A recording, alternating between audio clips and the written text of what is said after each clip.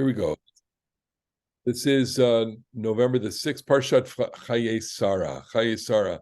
I have to say it's one of my favorite parshiot, even though you can't say that. You're not allowed to say that you have a favorite parsha because it diminishes all the others. But there's something refreshing about this parsha. There's something extraordinary about this parsha in the sense that it really contains a novella, a little story, a romance story.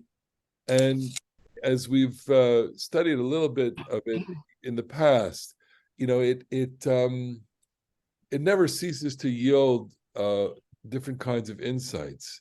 The story itself is worth a whole long discussion, but I really wanted to take a look at a couple of scenes and really a couple of words, and as usual, try and pose the possibility of alternates to traditional understandings of the story that are compelling. I guess that's a real theme for me. I always like to study these things and learn something new when I study it, or have, at least challenge a preconceived notion.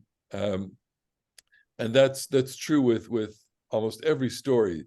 We have a certain received tradition of the way we understand these stories, and simply another look, glancing at the story in a different way, or with a different interpretation, or with a different insight, and even in terms of what I'm going to show you later, a different lexicological insight. That is to say, a definition of a word. It changes the whole way we understand the story, and that itself is quite fascinating. And I'm just holding that as a suspense. Okay, it may not be worth it, but we'll see. All right, let's go right into the story, and it is right at the beginning. And I've divided it. I blocked it out visually by verses. I like to do this so that you can see this as I'm reading, and I think that's encountering the text visually and with your ears is really important. This is in the middle of the servant. Just to kind of dial back, Abraham entrusts his servant with the challenge of finding a wife for his son Isaac. He makes him swear an oath, basically, to him, and the servant loads up a whole caravan and makes this deal. And he says to God, if I'm going to show up at this well, and if the woman who says, "Can I offer you something to drink?" offers it also to the camels, I'll know that that's a sign from you that she is the wife. And lo and behold, this is what happens. He sees this, and he's very, very moved by this. And the brilliance of the story is that it focuses on this character who has to seal the deal. I love this character so much. He's such a remarkable storyteller, and he's a remarkable minor character in the Bible, because this is his only scene, basically. And he completely steals the show, completely. And is brilliant. He's a genius. He's a salesman. He's a storyteller.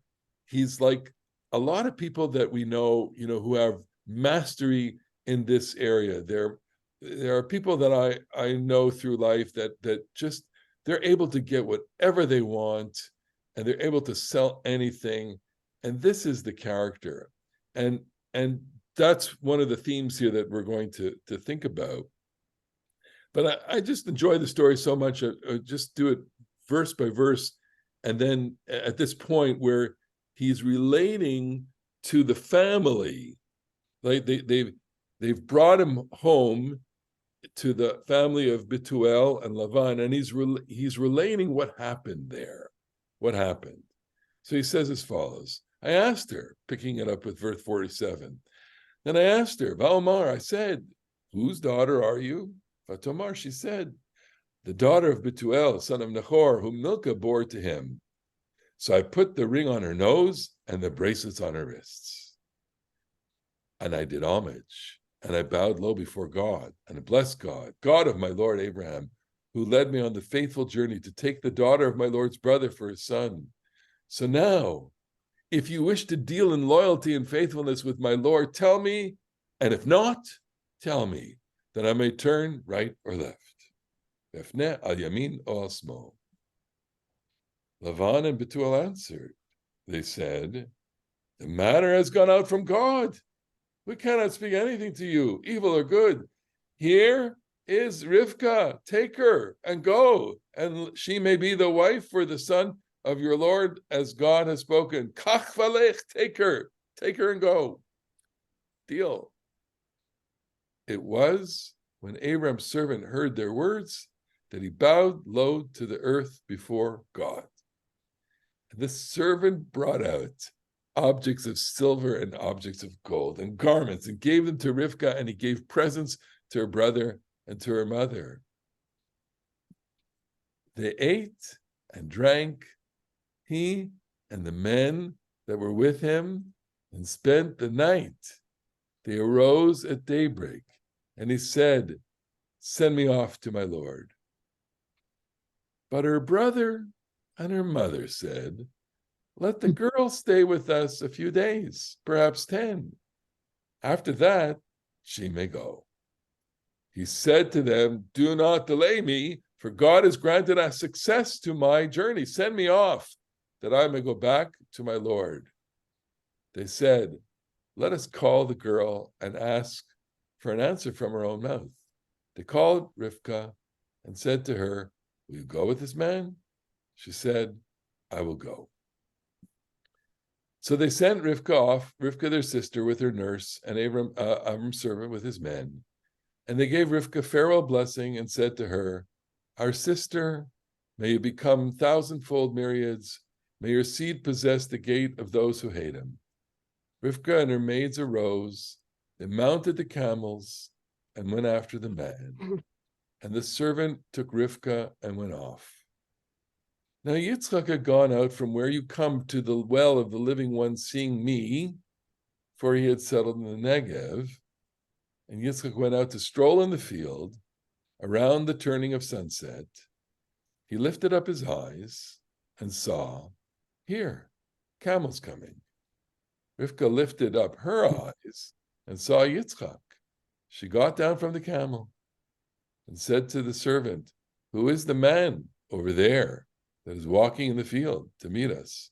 The servant said, that is my Lord. So she took a veil and covered herself. And the servant recounted to Yitzchak all the things that he had done. Yitzchak brought her into the tent of Sarah, his mother. He took Rivkah, and she became his wife, and he loved her. Thus was Yitzchak comforted after his mother. And that's the end of the story. And I'm just going to leave that last slide up here, last sentence, because it's just beautiful. It's moving. It's rich with lots and lots of meaning. You think about it and you go like, what's going on here? Yitzchak brought her, Vayevieha ho'ela, and there's a little pun there, Vayevieha vaye'ehaveha. So the bringing in and the love is kind of encapsulates this moment. It's not the first time that there's love in the Bible, but I think it's the first time that there's love between a man and a woman in the Bible, and this is and this form of the verb here is unique. I think that he loved her, as opposed to other ways of translating ahava, not only as love but in intense a sense of tremendous loyalty. It seems we get the sense, and this is why the story is satisfying on many levels. This is a romantic story. This is a story of someone who fell in love, and at the end, in this scene, he falls. It's not love at first sight. It's first sight, there's marriage, and then there's love, and then of course, leads to all sorts of homilies about, what is the what ought to be the cycle of marriage and love, and how people move through different stages. I'll never forget, I once heard a rabbi give this talk about the difference between our modern culture and biblical culture, right? As if to say that in modern culture, you fall in love and then you get married. In biblical culture, you get married and then you fall in love.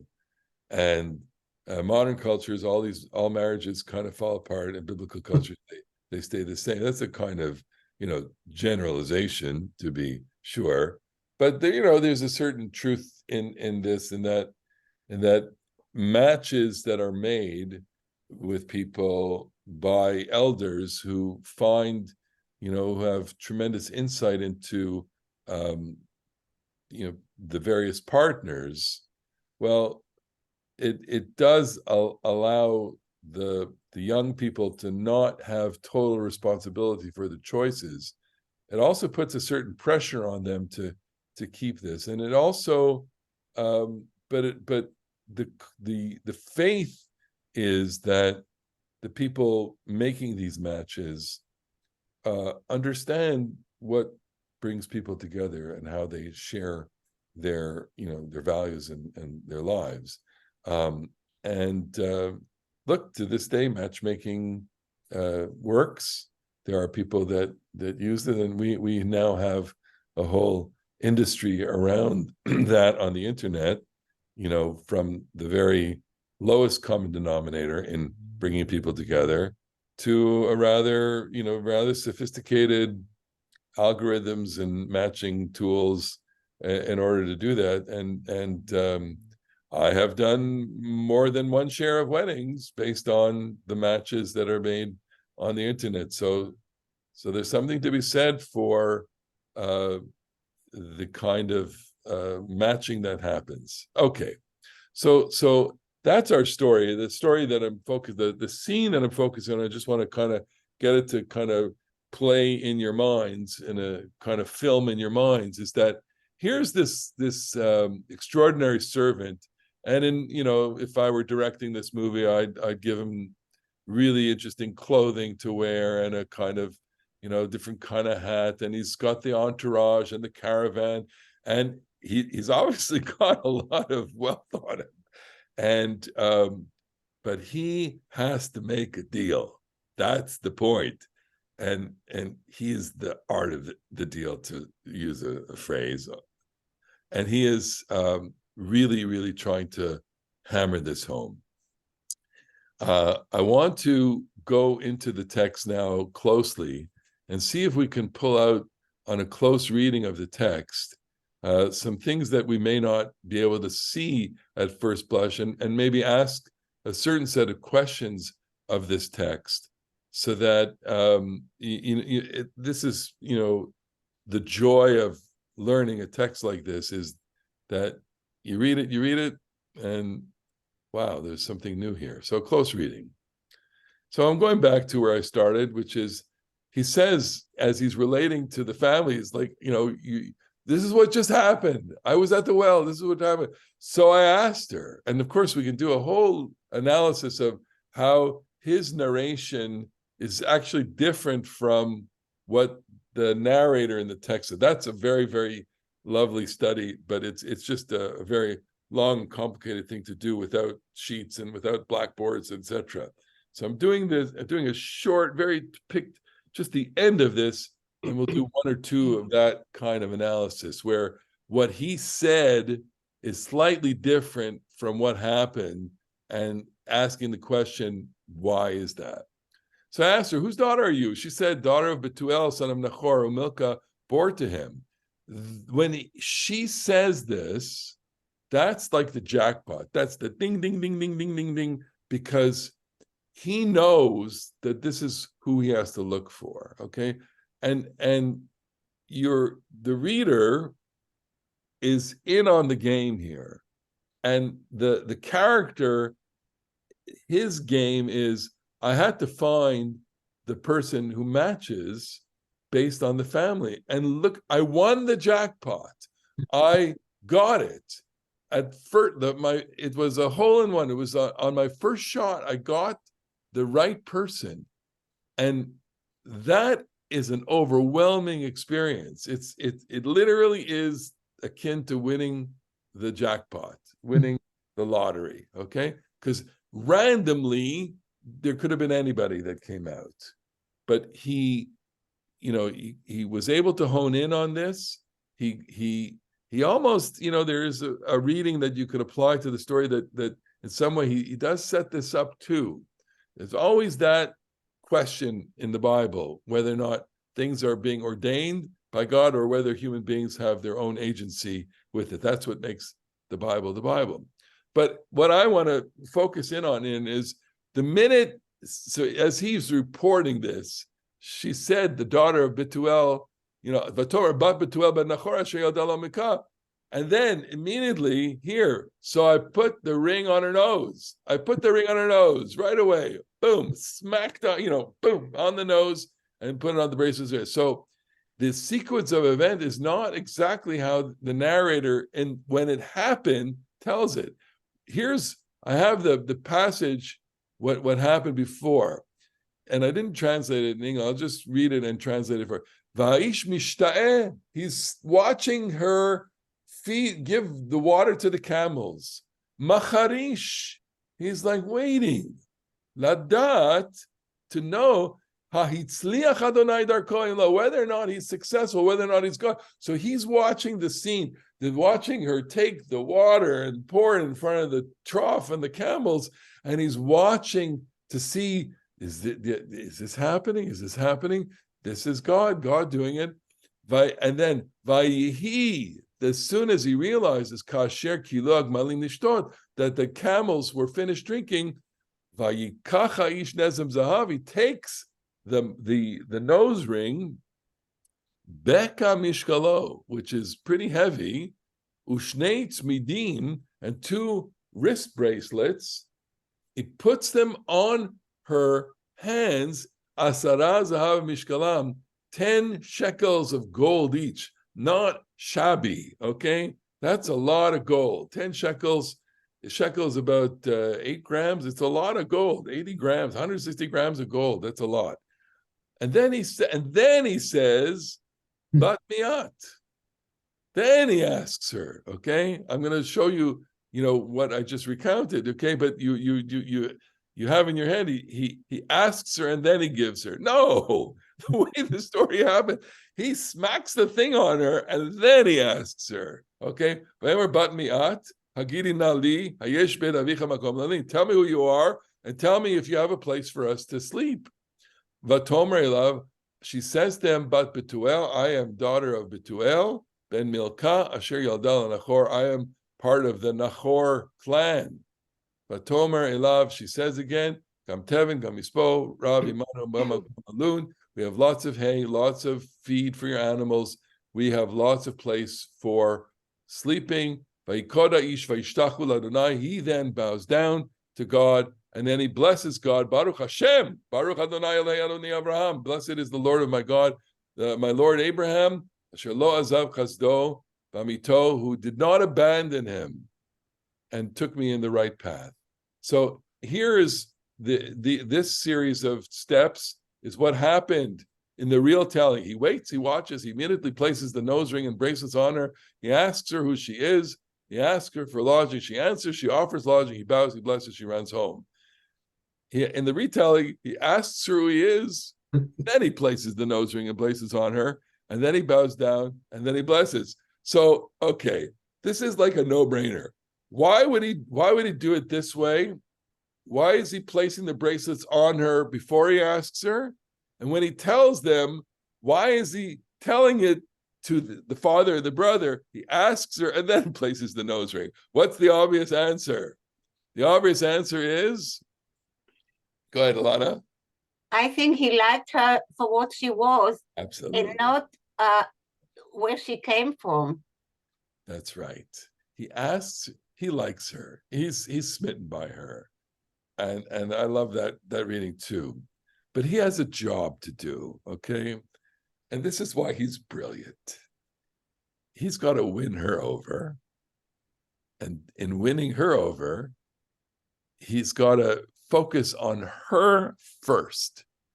And so he gives her the nose ring and her the bracelets, and is kind of validating her, honoring her, acknowledging her for her.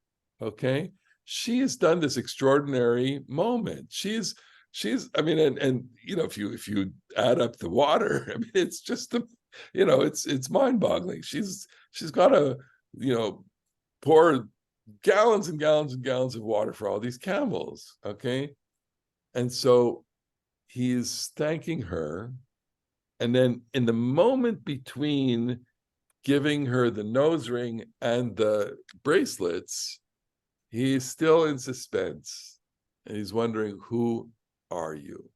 In other words, he's validating her for her, but he knows deep inside that this has got to be it, right?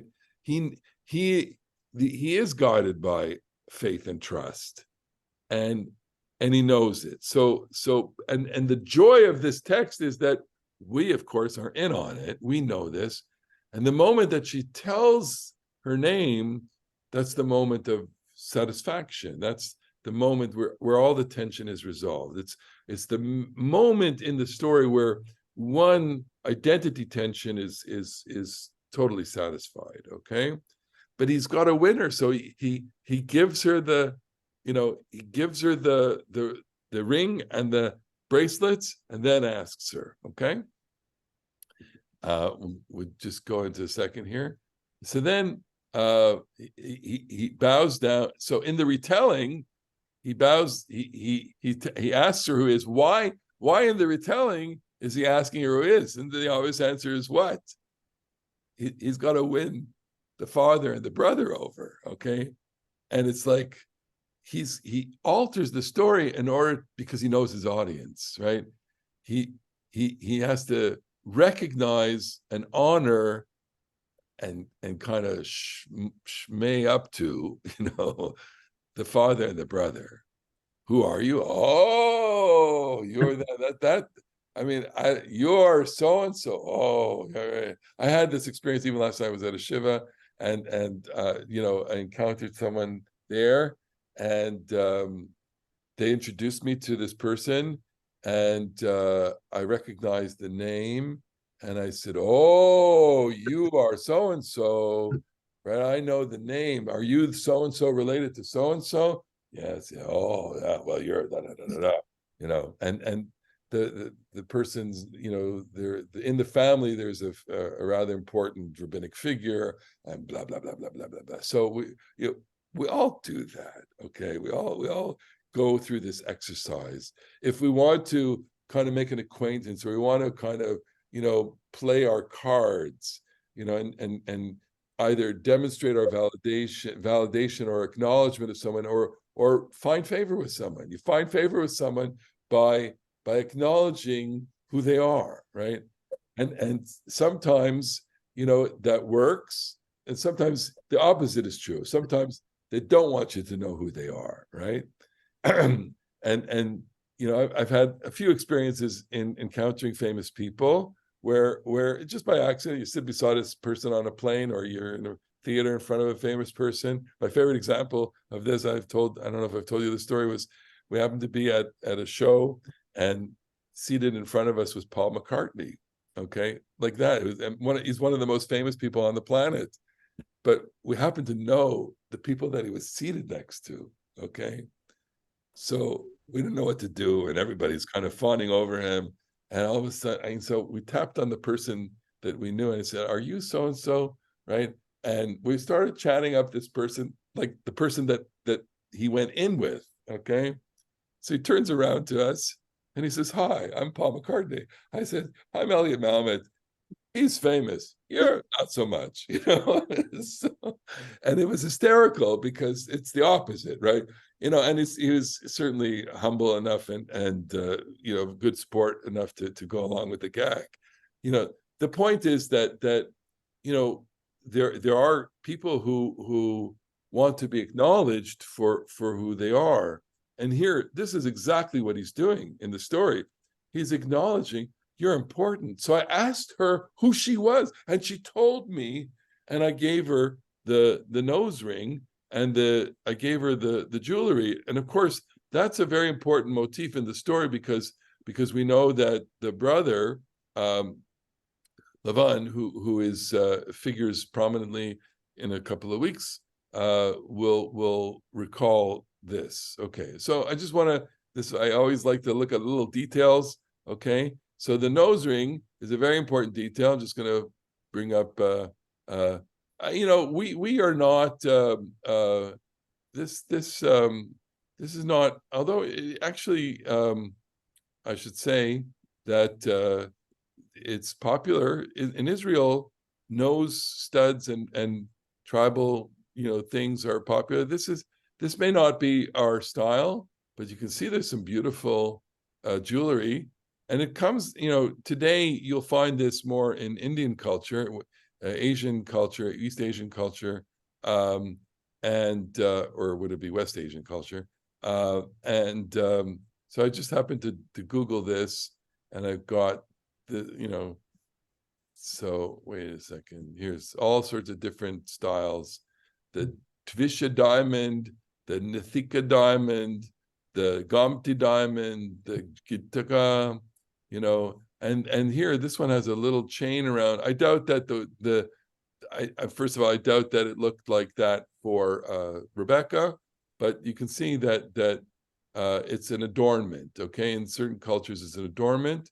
And you find it even in Israel today. I mean, of course, all over people are wearing nose rings, etc. Okay, so that's that little brief aside, and go back to my Sarah. Here we go. Okay, so I bowed down. I did homage. I bowed down. I blessed God, God of my Lord Abraham, who took me, led me. So what is he tell? Why is he telling that he bowed down? Okay. So I'm just going to, go here make this flow a little bit, which is he's telling that he's recounting this because he's adding the divine element into the story. Okay. And I'm motivated in telling the story here and teaching this story to show that he's really trying to do a sales job. Okay. And that he is honoring his client. He is honoring the purchase object, that is to say, unfortunately, I'm not using that term, but he's honoring the girl, okay? And he's acknowledging or invoking God, okay? Which is almost like a salesman saying, look at you, you're amazing, you're the client. You are so worthy people. And God himself ordained this sale. How could you turn it down? It's exactly what's going on, okay? So he's saying, and he's telling them of his exhibition of piety in order to make the sale. So now this is the pitch. This is the kill. Ata, im yeshchem osim chesed ve'emet et adonuni, hagidu li. Ve'im lo, hagidu li. V'efneh al yamin osod. It's a hard sell. So now, if you wish to deal in loyalty and faithfulness with me, my Lord, tell me. And if not, tell me that I might turn right or left. In other words, I need to know now. Okay? This is right out of the book. Right out of the book. This is impulsive selling. Okay? This is, I can't tell you how many times, if it happens on the internet now. It's almost done to a science, okay?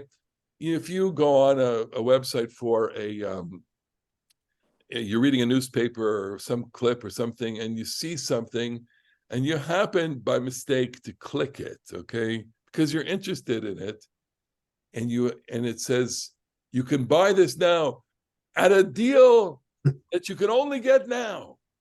The deal will expire in exactly 10 minutes, okay? The deal is, and the clock is ticking in front of you, and you go, oh, should I buy it? Should I not buy it? Oh, and if I don't buy it, I'm gonna have to spend more. I know I need it, so I'll buy it now. But I don't want to give them my I don't want to do my credit card and all that stuff. I don't know if it's real. I don't know if it, so I have it there, and then it flashes another sign at you. You only have 5 minutes to go. You have to make a decision. And what is that? That's just manipulation. That's pure manipulation. And it's saying you're the hook is in. The hook is in. I mean, I don't think that this is what's going on literally, but the hook is in her nose. They fished her nose. They fished her out. Okay. And now he has to yank her on. Okay.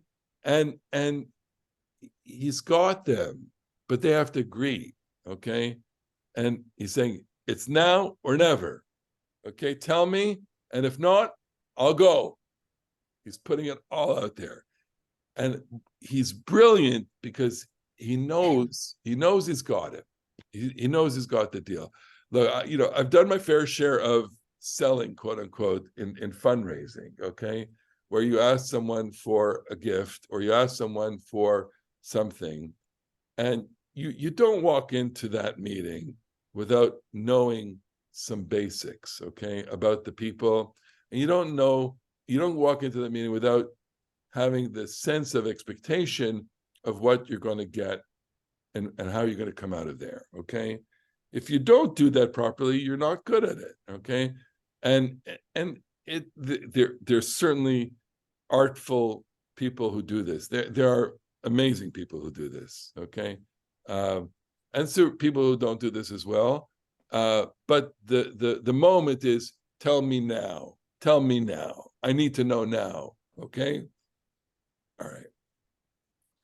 So why the urgency? Okay, surveys show that people tend to make impulse purchases when they are made to feel that something is once in a lifetime. In fact, it is its own acronym, fear of missing out, FOMO, fear of missing out. So I went on to my chat GPT, my artificial intelligence, and I wrote a question in, and they gave me the answer. How salespeople take advantage of impulse buying, leveraging psychological tactics and creating a sense of urgency. Impulse buying is when a consumer makes a purchase without much prior thought or planning. Here's some ways in which salespeople encourage impulse buying. Look at this. Urgency, create a sense of urgency. You have to act now, okay? Limited time offer, okay? Limited stock, there's no one in there, right? Or freebies, if you do it now, you'll get a bonus, right? Emotion, they appeal to the customer's emotion and desire, right? Convenience, product demonstrations. I mean, how many times have you gone to, I don't know, Costco or whatever, and they're standing there and they're giving you this, and you see it, and they know they have you, right? Okay. The special social proof, salespeople may reference the popularity of product, impulse displays, where it's put it in, eye-catching display, etc., etc., etc. So you see, this is as old as the Bible. It's really, and in marketing is really about living. It's we live in this. If we live in an economy, and we have to, because we can't sustain ourselves through our own productivity. We need to rely on trade. We need to rely on interaction, and as everybody knows, either intuitively or they know it, because they've thought about it or studied it. It's all about relationships. It's all about human relationships. Look, my mother's here, so I'll quote my late father. My father was the best customer. Okay, anytime going to a store, anytime he'd schmooze up the cashiers. Okay, and there's such, and it's not about, there was no, it wasn't about, it was just about cultivating a relationship. Okay, and understanding that, look, it's if you get the cashier to smile at you, it's not that they're going to throw candy into your bag. Okay. But it's just, it helps, I've learned that, so I try to be nice to people too. I hate going into stores and having to do self-checkouts now. I really can't stand it. I want to interact with a person because that human interaction is essential to the whole transaction. Okay, I don't know. I'll just take 5 seconds to get your corroboration on that. Right? Hands up if you would like to interact with a human being. Yeah. Okay. Go ahead, Lana. I wonder what went in Eliezer's mind in case the answer will be negative. What did he think he will do in that case? Because I know many times we plan to do things, but there's always this worrying. It's a terrible worry. And so, it's a great question because it underscores the amount of self-confidence he had. And I have never met a good salesman who didn't have that confidence. What all salespeople have in common is they know they could sell you anything because they have this unique talent to hone into your character and to appeal to either vulnerabilities or your emotion or your narcissism or whatever, and they're just able to, and he had that absolute confidence. Go ahead, John. What you described, I think, is called today emotional intelligence. Yes. And they kind of teach it, they try to teach it, but I think it's really you have it or you don't. I know my wife is super at that. Like, she'll talk to people. It makes such a difference. And all of a sudden they're willing to do anything, and she has it. It is amazing. Yes, it is. And I think that's why some people are just so gifted at this. You can teach people to do this. You certainly can. But there's some people that know how to do this and some people who just don't. And it is a gift. Okay, let's go on. All right, so that's the cells. So Lavan and Betuel answered. They said, the matter has gone. It's God. We cannot speak of it. So they're hooked, right? Hashem, it's a miracle, and cue, fiddle on the roof, wonder miracles. So what do they mean? What's the meaning of what they say? They get it. It's a miracle. So then they say, okay, they are buying, they're making the deal. Here is Rivka before you, kach valech. So terse, so short. We are done. It's transaction completed. Utihi isha leven adonecha kasher diber Adonai. They now see themselves as part of the divine plan. Okay, they make the deal on impulse. So then it was when Abraham's servant heard their words that he bowed low to the. I love this moment, right? This is the absolute artistry of the sale. It's God. Now I don't want to say that he's not genuine here, right? But it smacks of such theatricality, right? There's just too much. Okay. So then what does he do? This is the real clincher. He brings out the bag. Okay. He takes out the silver, the gold, the garments. He gave it to Rivka, present. It's like, I'm throwing wealth at you. Okay. What is that about? No buyer's remorse. Okay. You made a deal with me and I'm making a deal with you. It's going to be impossible for you to change your mind because he knows that he's at a disadvantage. He's hundreds of miles away, and they could pull it out anytime. And in fact, they do. So they ate and drink, and this is the beautiful narrator here telling us that exactly what we fear happening is going to happen. They eat, they drink, they have time to think about it. He and the men, they're schmoozing, they're getting drunk a little bit, they spend the night. They arose at daybreak, and he said, send me off. And I want to kind of put a big, pause between they get up and send me off. Means, okay, we're loading up now. we're done. We're done. And it means that there's a bit of hesitation, okay? And the hesitation from the part of Betuel and Lavan and the family is natural. They're never going to see her again, okay? So, and he wants to get out of there now, okay? So the fact that he has to say, send me off, means there's a little bit of hesitation there, or maybe a lot. He's packed up. The scene is all the camels are ready to go, but she's still in her room, okay? And they are keeping her in her room. So here's what they say. But her brother and her mother said that the girl stay with us a few days, perhaps 10. After that, she may go. Tesheva nara itanu yamim o asor achar telech. Wow. That's like the moment that you didn't want to hear, okay? And he's got to figure out a way. And notice who's talking to him there. It's the mother and the brother. Why the mother? Why the brother? And why not the father? Okay? So I'll tell you why not the father. It's not the father because the father has honor. Okay? The father made the deal. And the father knows that his reputation is on the line, because the servant is going to go back to Abraham and say, the father made the deal and then backed out of the deal. And his reputation, his name is on the line. The mother, easy. It's her daughter. Okay? The mother wasn't in on the deal.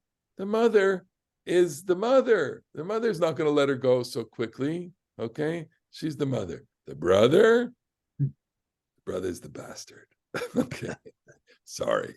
The brother is, and of course, it's a foreshadowing of what will happen in the later story. The brother, Lavan, is the conniving cheat. And the brother is basically keeping her there because he's saying, look what we got out of him. We got gold, silver, and clothing. He's still got 10 camels here. Right? There's more cash to get.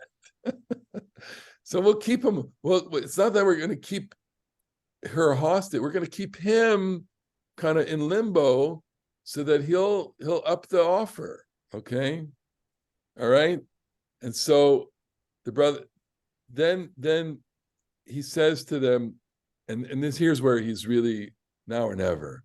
Don't delay me. God has granted success to my journey.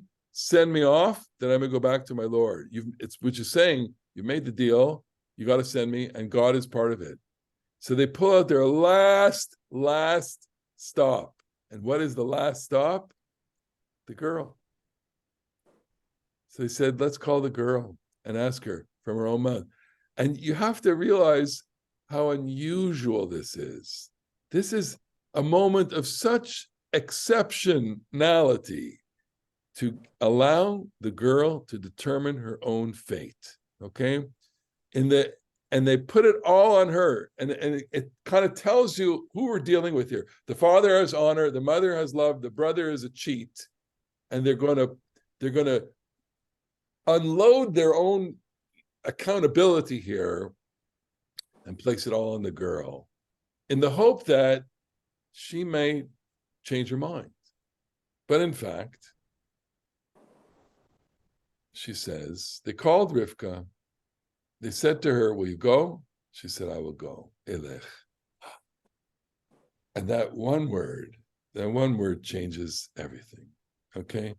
And the one word is so powerful because it reminds you of another word. It reminds you of the story at the beginning of all of these stories, which is Lech Lecha, go forth.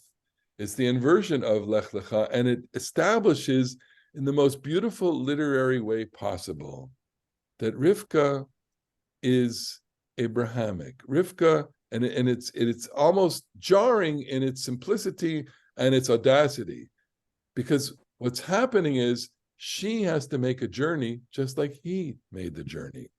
And in his journey, God said to him, go, Lech Lecha, but in her journey, she's saying, I will go.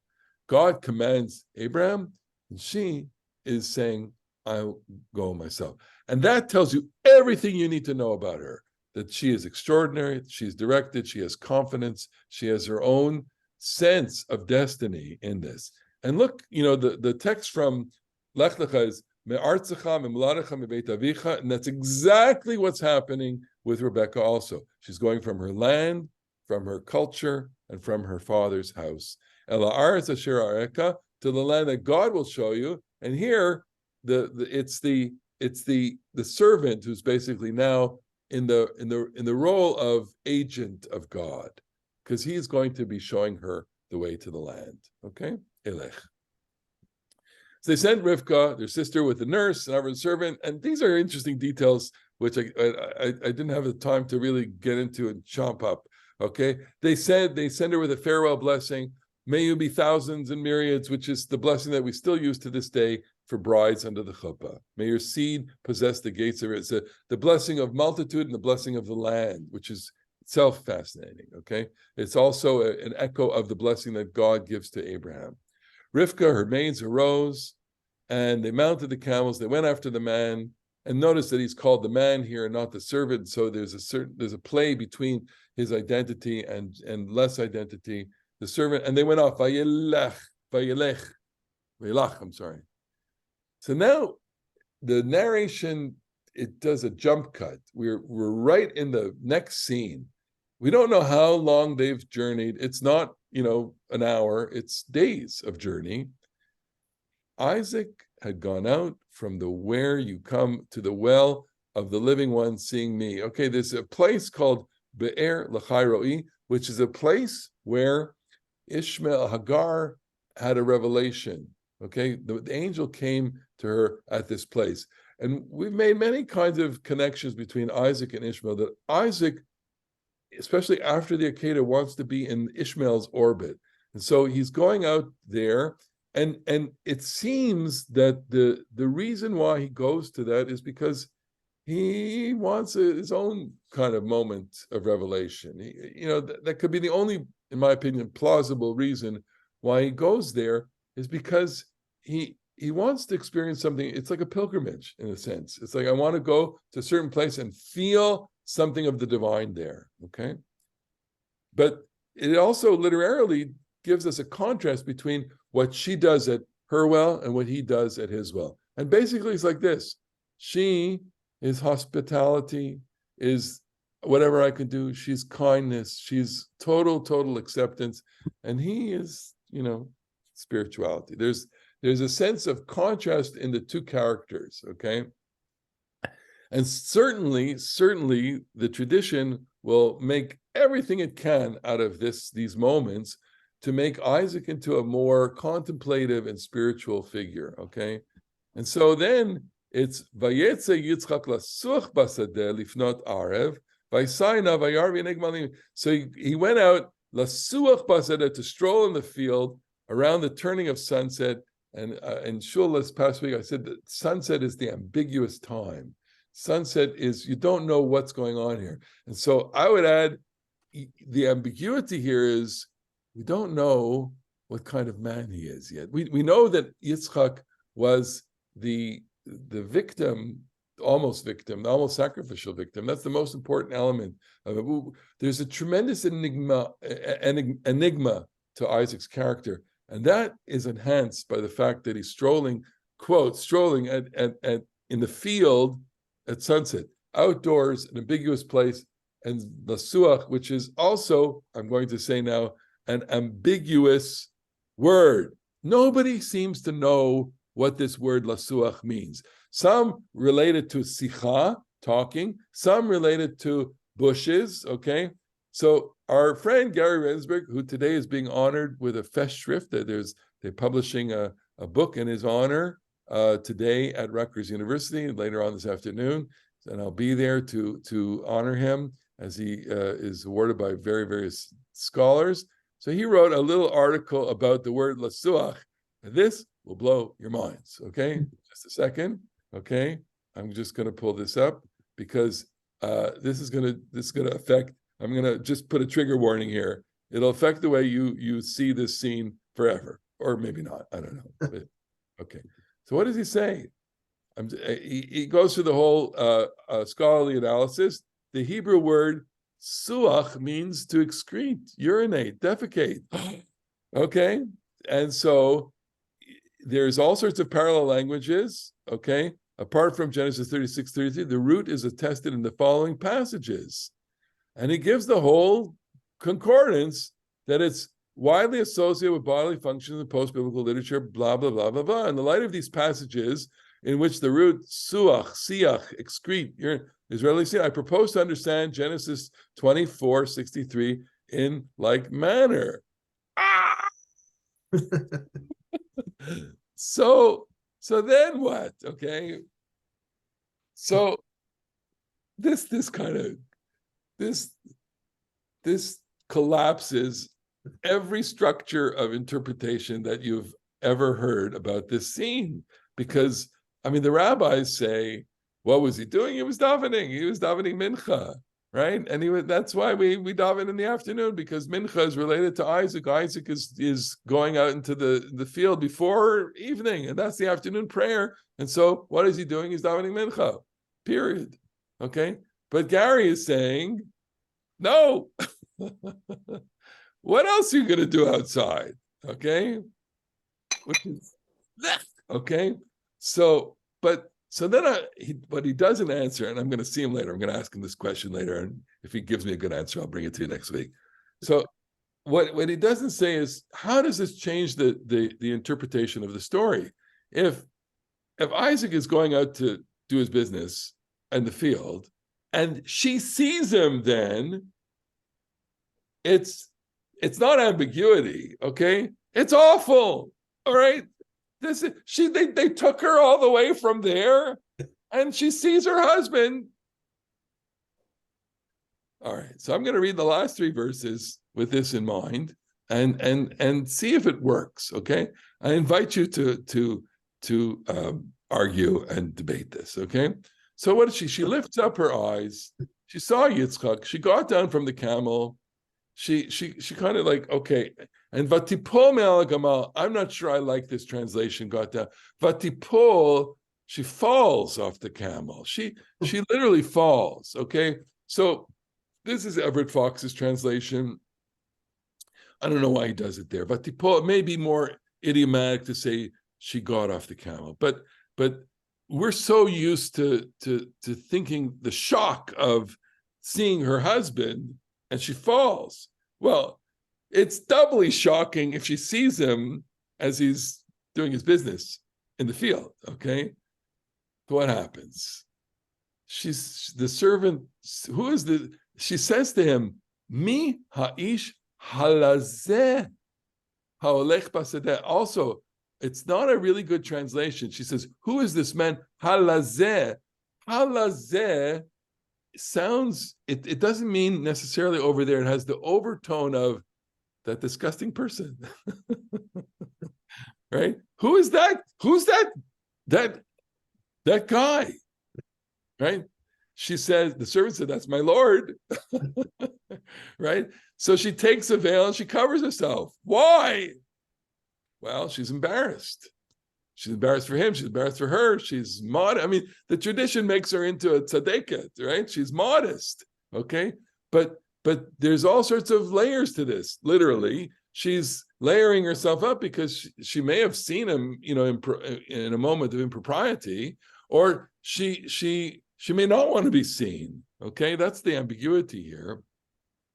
And the only other place that halazeh occurs, ish all right, Joseph's story, see in a few weeks. The brothers say to each other, here is that, that the master of dreams, halazeh, that disgusting master of dreams, or that it's a derogative, okay? It's a derogatory way of speaking, right? Just fill in the blank with your favorite derogatory adjective, okay? Here's that damn dreamer, okay? Who's that damn man, she's saying, okay? All right. Yitzchak recounted to you, the servant recounted to Yitzchak all the things that he'd done. This is amazing also, because this is the longest chapter in the whole Bible, right? And the servant can't stop talking, okay? But he's done it once, he's done it twice. The Torah is not going to give us another 60 verses to hear the story again, okay? which only tells you brevity is such an art, okay? So it tells you in one verse, he told the story. Yitzchak brought her into the tent of Sarah's mother. He took Rivkah, she became his wife. He loved her, thus was Yitzchak comforted as his mother. Okay, so a number of things you could say about this verse. One in particular, which is she, for all the autonomy that she has, I will go. She doesn't say anything here. This is passive. And she doesn't know what she's going to experience here. But this is a moment of transition, okay, in the sense that he becomes a gentleman here. He takes her into the tent of his mother. This is not aggressive. This is not forcing. There's a certain gentleness here, okay? And he takes her, she becomes his wife, and the key is he loves her, okay? And this woman who is out of her context and out of her world and away from everything that was known to her is alone, and he can love her. And in the same moment, he's comforted after his mother. But I get the sense also, and here I would add, if I were writing my own commentary, he comforts her too. She has a loss here. He's lost everything. He's lost his mother, doesn't have much of a relationship with his father again, doesn't have his brother. He's basically on his own. And she's it for him. And so she gives him comfort, and in truth, he gives her comfort as well. I'll end with this. This is Jonathan Grossman again. The order of the information is surprising. One would expect that with the death of his mother, Isaac would first undergo a process of mourning and comfort, then fall in love with a woman and take her as a wife. And then finally, he would bring the wife into his tent. So you think that it would go another way, okay? The order of Isaac's actions is reversed. Initially, he brings Rebekah to the tent.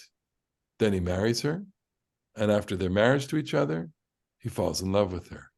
Finally, he's comforted for the death of his mother. The reversal is directly related to the sequence of events in the plot. Isaac did not select his own wife, who might even have been brought without his knowledge. He marries her, but only has the temporary opportunity to fall in love after the marriage. The model of marriage correlates with the position of the young couple, as the successors of Abraham and Sarah. They enter an existing tent, which they are expected to maintain and expand, instead of creating their own. The Midrash describes the transition in the following way. As long as Sarah lived, the cloud would appear above the entrance of her tent. At her death, the cloud ceased, but when Rebekah came, the cloud returned. As long as Sarah lived, her doors were wide open. At her death, that open-handedness ceased, but when Rebekah came, it returned. As long as Sarah lived, there was a blessing on her dough, and the lamp used to burn from evening of Sabbath to the evening following Sabbath. When she died, these ceased, but when Rebekah came, they returned. Rebekah's action revived Sarah's tent. The tent of Sarah becomes the tent of Sarah and Rebekah. The sounds and energy of life live on through Rebekah. The union of Rebekah and Isaac seals the transition from one generation to the next. And so all of that is to say that there's more than just the comfort, the psychological comfort. We like to say, a man will marry a woman like their mother. That there's a certain psychological interpretation here. He's saying that that's not exactly what's going on here. Don't be tempted to go into that direction. There's just much more here in terms of the grander story, the story of the covenant, the story of Abraham and Sarah, and that Isaac is the model of continuity.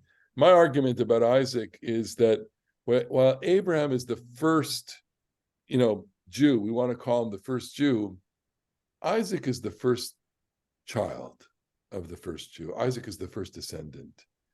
And that gives him a remarkable responsibility. He'll never be the founder, okay? But he'll always be the descendant. And therefore, as descendants, who do we need to look up to? Do we need to emulate Abraham, or do we need to emulate Isaac? Abraham, I would argue, is unemulatable.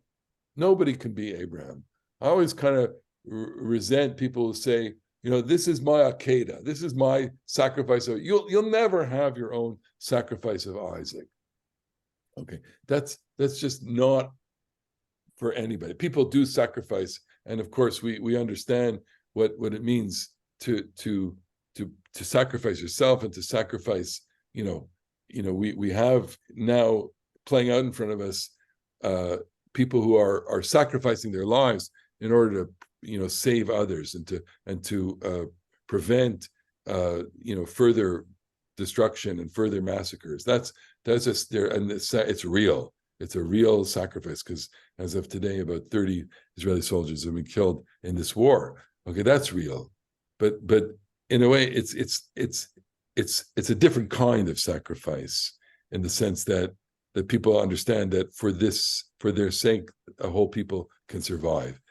Here, the moment of union between Isaac and Rebekah is a moment of comfort, a moment of love, and a moment that truly resolves all of the tension in the story, even the tension of the characters that have gone before. So I'll stop and let you just comment. Go ahead. Ilana, go ahead. I'm a little disappointed that it doesn't say how Rivka felt about Yitzhak. It only focuses on his love to her, and she is being comforted and all of that. What about her feelings? She said all the things that she could say when she said Elech, and I look, I'm not going to disagree with you. I think we are tuned to her feelings here, but let's be honest, Ilana. Okay, she is the dominant character. She is the one that will drive the story forward. No question about that. She orchestrates the family, she orchestrates everything. And she's just extraordinary. She's powerful. And to this day, in Jewish law and tradition, the woman is the passive partner in the formality, in the legality of a marriage. Okay. And it's very hard, especially for people who are more feminist inclined, to accept that this is how the tradition has come down to us. When I perform weddings, I perform them traditionally, and I say, the wedding is it's not a monetary transaction in terms of he's buying you. It's a legal transaction that he initiates, and we could say, well, someone has to initiate it, because you both can't initiate it at the same time, but radical egalitarians would say, no, you absolutely could do it. So this is, our moment is when when a husband places the ring on a finger, she's passive at that moment. She's not supposed to say anything, right?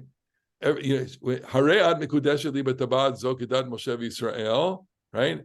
And then she gets the ring on her right forefinger, and everybody says, Mikudeshet, Mikudeshet, Mikudeshet, Mikudeshet. And she's silent. And only in our services, I then turn to the bride, and I use the script of Rabbi Hilsenrath, Zichro Livracha, who said, now you're not obligated to say anything, okay? Because the tradition does not want this to be a reciprocal agreement. It's only his, initiation.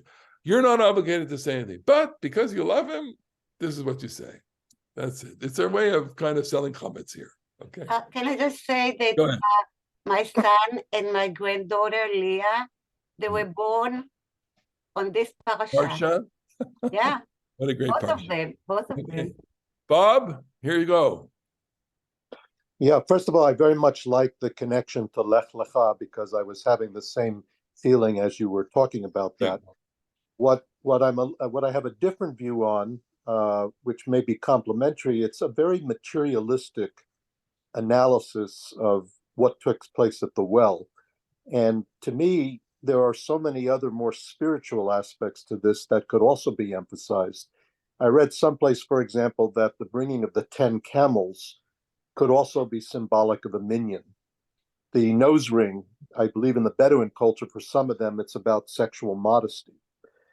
I think that there are other allusions that go on through that can take this beyond just being a good salesperson to other levels that could also be emphasized. And with regard to the notion of excretion, and I don't obviously know the language and all of that, there's certainly physical excretions, but there are verbal excretions. Prayers could potentially be a form of excretion as well, symbolically. So I'm just sort of wondering, how can you also put a spiritual take on top of the materialistic take that's going on? One other question is, there's the comment about turning right or left. And wasn't that similar language to what took place between Abraham and Lot? Absolutely, yes, Sodom very and good. Gomorrah. So what are all of these things that are in there? There's the gashniush sort of thing, but what is the ruach, the spiritual part? Okay, so all of those are all great questions. They speak to, I'll use this analogy, which is, or metaphor, which is, the Bible speaking to us on different frequencies all the time. Okay, AM and FM and shortwave and all that. The words are there on the text, and we like to think that we have the precise, accurate, simple interpretation of the text, but the Bible comes to us with this whole, radiation, this freight of different frequencies, and depending on where our receiver is. So I'll just, make my own apology, which is my receiver is tuned to the plain sense and the literary aspect of it, and the rabbinic aspect to it. And my receiver, my dial, is not set to the hyper frequency of the mysticism, because in my own life, I suppose it's not a frequency that I engage in often, and I could be missing out on tremendous aspect of human experience. But and of course the mystics, the Kabbalists, and others that you cite, the Hasidim for certain, are going to see dimensions of reality, psychological reality, mystical reality, spiritual reality in this story, and see this in all of the symbolic ways that you have described. And it's like, have at it, go for it. It's like, how do you paint the scene here? Well, I'm going to paint it this way, and someone else is going to read this and paint it another way, and see other layers, and really receive it on different frequencies. And I think that for me is an apt metaphor here. A good comment on the right and left, and I think that's not lost on in the reading, which is Lot, when Abraham suggests to Lot, look, we're brothers, but we can't get along here. We can't sit beside. So if you choose right, I'll go left. If you choose left, I'll go right. And he's using the same language as Abraham did.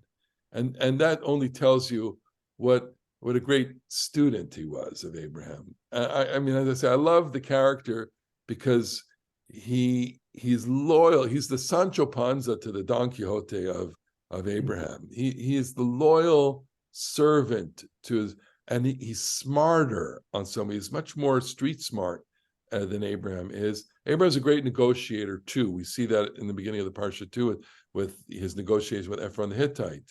But this is the apogee. Go ahead, John, and then Ruth. Well, this is a great story. I love Rebekah. She's like the model of Hesed. But it's so sad. Everything turns out terrible for her. And I think she becomes a non-person in the Torah. I don't even know if it's mentioned anywhere when she dies and is buried. So sad. So yes, I mean, I have to kind of dwell with that a little bit and ask whether or not she's a tragic figure or not. I'm more inclined to saying that the two of them have the best marriage of all of the patriarchs. Okay, clearly, Abram and Sarah, they're separate at the end. Jacob is while is emotional elastic. He's just all over the place. Yeah, he loves Rachel, but there's a lot of difficulty, and then of course she dies. So it's a tragedy in her own.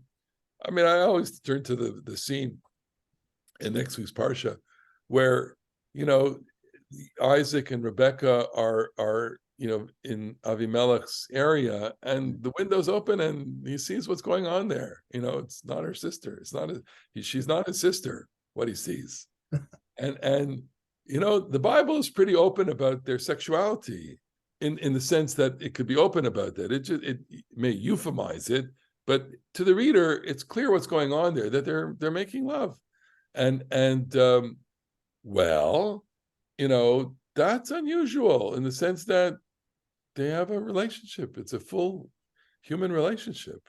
So as opposed to, I mean, I hate to say this, but as opposed to Abraham and Sarah, where you kind of get the impression that they have to make love in order to have a child, but even then, it doesn't quite explicitly say so. Never says V'Avraham yada et Sarah ishto, right?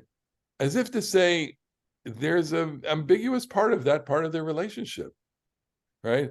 Rachel, I mean, and Leah already, it's already in a different order of magnitude because they're pumping out children left and right.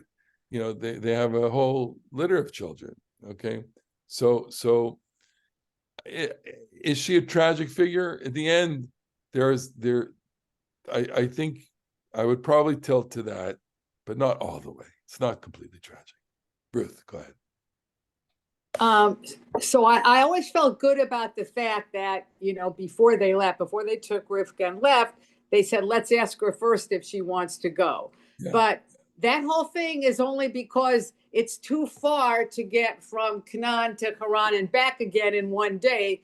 So they had to stay overnight. And the night before, they were going Kach Velech. And only this reading, it was like, yeah, just take her and go. Like the night before, they were not ready to go. They did not feel compelled to ask her if she wanted to go. Sure. No, I mean, they know that it's more than one day for sure to go from where they were to Canaan. No, I think they had to consummate the deal with a feast. It doesn't really go explicitly and say they slaughtered lambs but it says they had a mishteh, right? They had a celebratory feast, and I mean, if you were the servant at the feast, you're satisfied that your job is done, and you could throw back a few, glasses of wine and relax a little bit because it's in the bag, basically. And but also Eliezer had an escape clause. I mean, they said, if you can't find anybody, or she says no, or this and that, you're absolved of your duty. He didn't. He wouldn't have been, he would have been disappointed, and Abraham would have been disappointed, but he would have fulfilled his mission if he came back and empty-handed, because it would have been disappointment, though. Totally. Yeah. Go ahead, Skip. Yes, I look at Rivka and I think about, she was silent. Yeah. She was not self-promoting. Yeah. She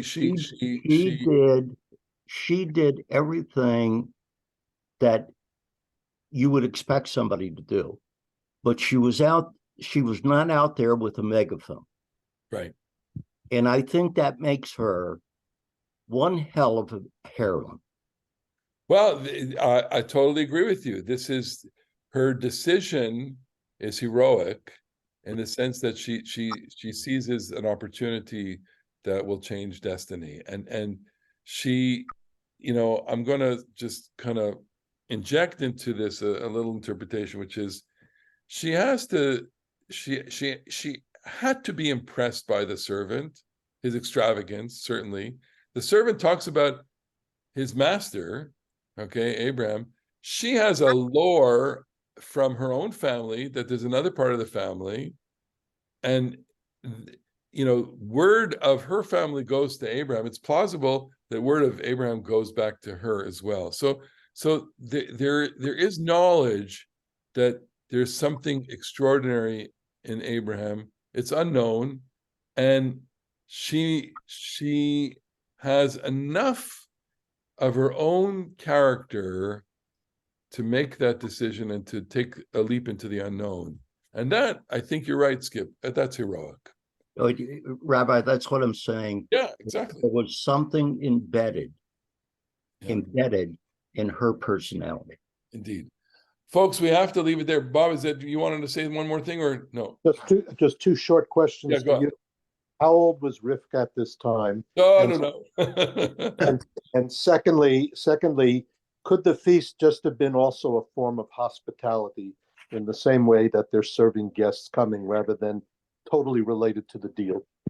I don't want to even get into the midrashim about Rebekah's age, because they say that she was a young girl here, and it's kind of, really off the deep end. But in terms of the feast, it would be good to line up all the times that people have feasts in the Bible and show that there really are celebratory feasts, and they're covenantal feasts, and there are all sorts of different kinds. I think of one off the top, which is Yitro and Moshe. They encounter each other, and there's quite a feast that's going on there, because they're parting, and later on in a couple of weeks, Lavan, they'll make a feast after they agree to part. So it is a going away feast in some ways too. All right, we got to leave it there.